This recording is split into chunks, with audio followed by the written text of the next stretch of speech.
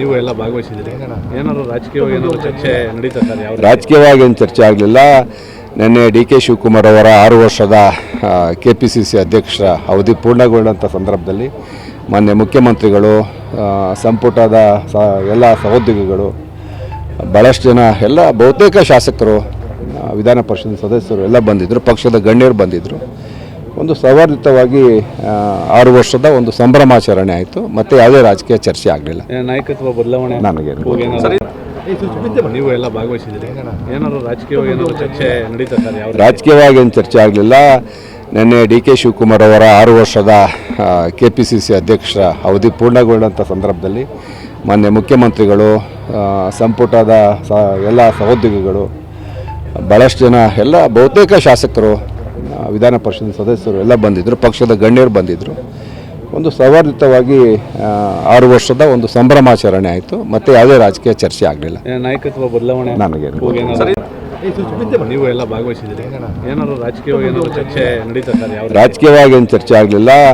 ನಿನ್ನೆ DK ಶಿವಕುಮಾರ್ ಅವರ 6 ವರ್ಷದ KPCC ಅಧ್ಯಕ್ಷರ ಅವಧಿ ಪೂರ್ಣಗೊಂಡಂಥ ಸಂದರ್ಭದಲ್ಲಿ ಮಾನ್ಯ ಮುಖ್ಯಮಂತ್ರಿಗಳು, ಸಂಪುಟದ ಎಲ್ಲ ಸಹೋದ್ಯೋಗಿಗಳು, ಭಾಳಷ್ಟು ಜನ ಎಲ್ಲ ಬಹುತೇಕ ಶಾಸಕರು, ವಿಧಾನ ಪರಿಷತ್ ಸದಸ್ಯರು ಎಲ್ಲ ಬಂದಿದ್ದರು, ಪಕ್ಷದ ಗಣ್ಯರು ಬಂದಿದ್ದರು.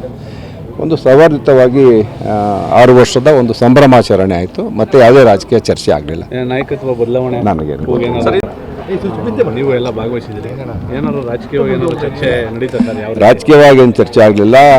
ನಿನ್ನೆ DK ಶಿವಕುಮಾರ್ ಅವರ 6 ವರ್ಷದ KPCC ಅಧ್ಯಕ್ಷರ ಅವಧಿ ಪೂರ್ಣಗೊಂಡಂಥ ಸಂದರ್ಭದಲ್ಲಿ ಮಾನ್ಯ ಮುಖ್ಯಮಂತ್ರಿಗಳು, ಸಂಪುಟದ ಎಲ್ಲ ಸಹೋದ್ಯೋಗಿಗಳು, ಭಾಳಷ್ಟು ಜನ ಎಲ್ಲ ಬಹುತೇಕ ಶಾಸಕರು, ವಿಧಾನ ಪರಿಷತ್ ಸದಸ್ಯರು ಎಲ್ಲ ಬಂದಿದ್ದರು, ಪಕ್ಷದ ಗಣ್ಯರು ಬಂದಿದ್ದರು. ಒಂದು ಸೌಹಾರ್ದಯುತವಾಗಿ 6 ವರ್ಷದ ಒಂದು ಸಂಭ್ರಮಾಚರಣೆ ಆಯಿತು. ಮತ್ತು ಯಾವುದೇ ರಾಜಕೀಯ ಚರ್ಚೆ ಆಗಲಿಲ್ಲ. ನಾಯಕತ್ವ ಬದಲಾವಣೆ ನನಗೆ ನೀವು ಎಲ್ಲ ಭಾಗವಹಿಸಿದ್ರಿ, ಏನಾದ್ರು ರಾಜಕೀಯವಾಗಿ ಏನಾದ್ರು ಚರ್ಚೆ ನಡೀತಾ ಸರ್? ಯಾವ ರಾಜಕೀಯವಾಗಿ ಏನು ಚರ್ಚೆ ಆಗಲಿಲ್ಲ.